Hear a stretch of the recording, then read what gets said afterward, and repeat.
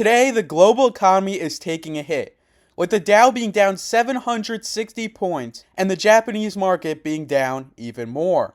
And basically, the net cause of this hit is fears that the US economy is slowing. So you may be wondering, how will this affect this election? And I'll tell you, this will negatively affect the incumbent party, which means the Republicans will stand a better chance in this election than they previously did. Because remember, in 2008, during the Great Recession, guess which party won by a large amount? The Democrats. And guess which party was in power during the start of the recession?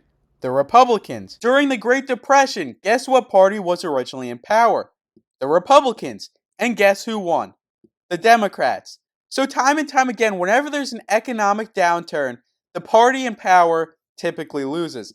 And this time, it's the Democrats. So in short, the worse the economy gets, the greater chance Trump has in this election. And before we continue, I'd just like to laugh at Google for a second, because they spent their time unjustly demonetizing me when they're the ones breaking the law.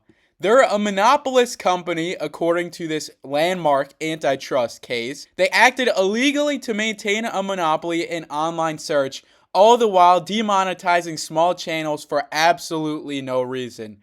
And so to YouTube, my channel is up and your stock is down, so who's the winner? You'll have to try better next time to get me to stop uploading.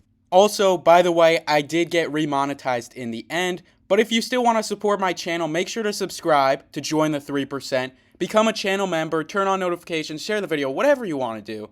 And anyways, back to the video. So let's start off with this prediction. We'll start off with Harris's safe states. She's not going to lose these unless there's like a Great Depression of the likes we haven't seen since the 30s, which will not happen. But she's going to win these states regardless. And Trump will win his safe states, which honestly, I don't see any chance of them not going to Trump.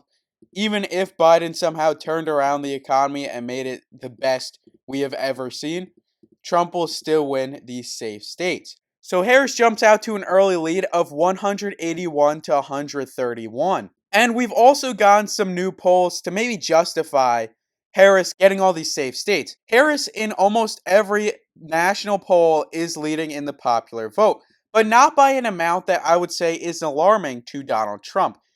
And this is because Donald Trump can win the Electoral College and lose the popular vote. We saw it in 2016. And in 2020, he almost won the Electoral College. He just needed to flip a few really close states, and he lost the national popular vote.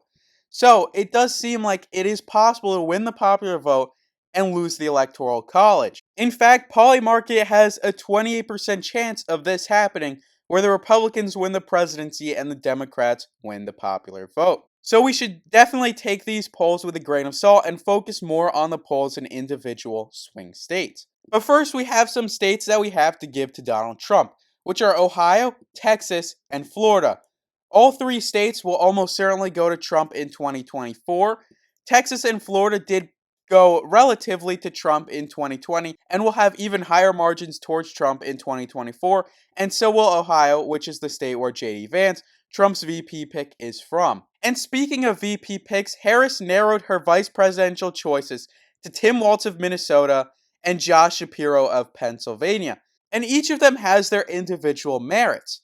Josh Shapiro is Jewish, so he can help with the Jewish vote, and he's the governor of Pennsylvania, so he can help with the Rust Belt. He does support Israel, which is a double-edged sword. He can get the Democrats who support Israel on Harris's side, but the Democrats who do not support Israel may not vote for Harris and may vote third party if Shapiro is picked. So that's essentially the double-edged sword if Shapiro is picked as the VP for Harris. On the other hand, Tim Walz is also a double-edged sword. He's from Minnesota, which is the negative, because Minnesota will almost certainly go to the Democrats whether or not Tim Walz is picked.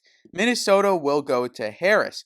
So even if Tim Walz is picked, Minnesota will obviously go to Harris, but if not, Minnesota will still likely go to Harris. So there's really no reason for Walz to be picked just for the state of Minnesota. But then again, he is kind of like a populist, and many think that he can get some more votes in the remaining Rust Belt states, though not as much support as Josh Shapiro could get. Given Josh Shapiro is from Pennsylvania and Walz is from Minnesota, Josh Shapiro could do a better job in the Rust Belt, but Tim Walz being more of a populist and having less controversial stances on Israel essentially means that he could do better in terms of maybe Michigan than Josh Shapiro. So with all that in mind, there are pros and cons to both candidates, but it does seem likely that Harris will pick Josh Shapiro. But without further ado, let's continue with this prediction. And I do think Harris will pick Josh Shapiro, and for that reason, she will narrowly win the state of Pennsylvania. Betting markets agree with me, with Pennsylvania going to Harris with a 56% chance. And the advantage of picking someone from their home state as vice president essentially gives the presidential candidate that state. So Harris will likely win the state of Pennsylvania by virtue of picking Shapiro as her VP.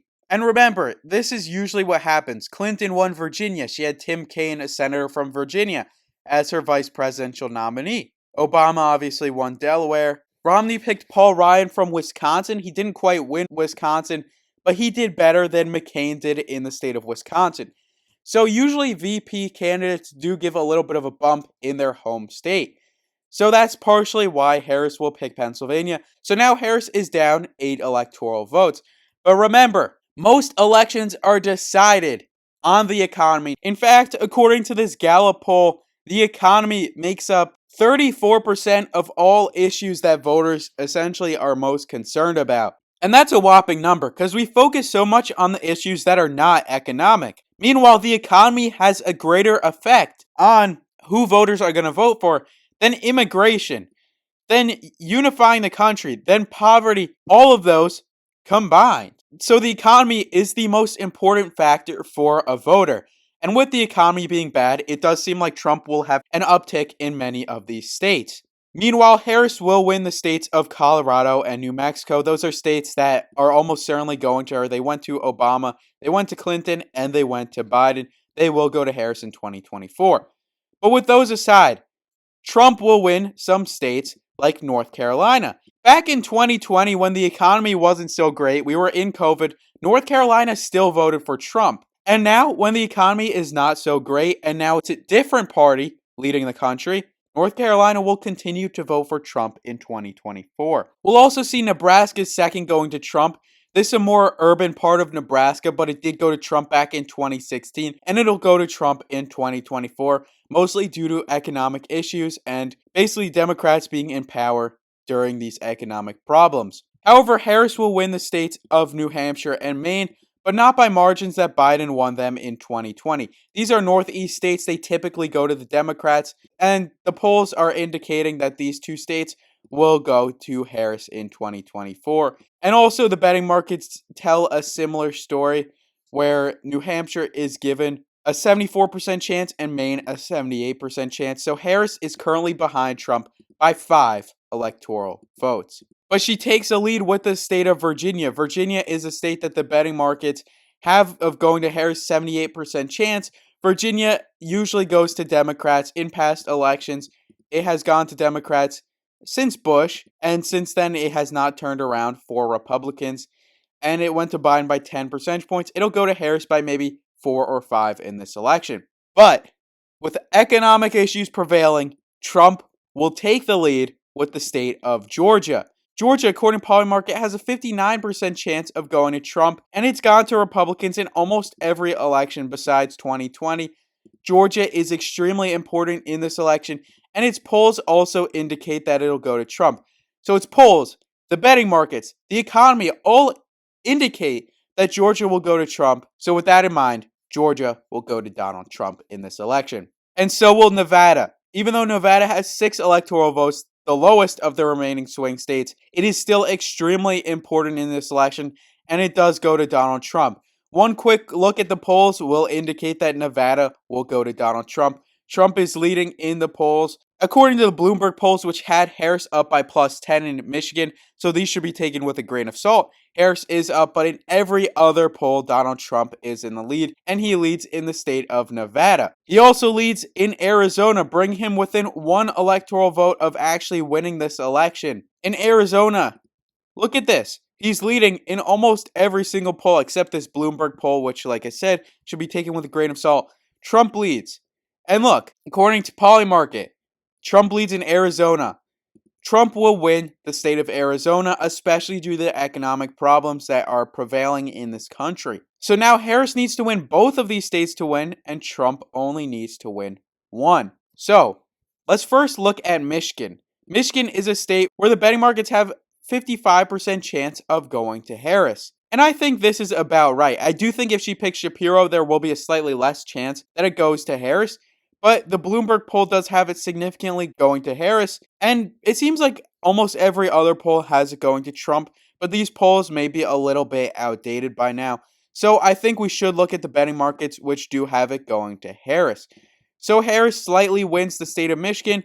And since I do think Shapiro will be picked, it will be a tilt state, if not going to Donald Trump, with Donald Trump winning this election. And finally, we have the state of Wisconsin, which is going to Donald Trump in terms of the betting markets. It is going to Donald Trump in terms of most polls. And it does seem like Trump will win Wisconsin, especially given historical precedent. Trump barely lost Wisconsin in 2020. The two other states he barely lost in 2020 will be going to him pretty solidly in 2024, Arizona and Georgia, and Trump will win Wisconsin, and he currently leads 294 to 244. So, like I said in one of my prior videos, it's the economy, stupid. This election rides on the economy, and the economy is not in favor of the Democrats. And anyways, as a little bit of a bonus, I will cover Justice Thomas, and it does look like this is a little bit of corruption at play, allegedly. So Justice Thomas failed to disclose private travel provided by a wealthy conservative donor. And I do think we should be skeptical of this. And I unequivocally do not think that Supreme Court justices should be profiting off of their duty. Whether or not they're conservative or liberal, they should not be profiting off of serving as a Supreme Court justice. So I do think we should look more deeply into this in the future. But I just want to bring attention to this. I don't think this will negatively affect Donald Trump too much, especially considering that Thomas was not appointed by Donald Trump. He was appointed by Bush. So with that being said, thank you for watching this video. Subscribe if you want more.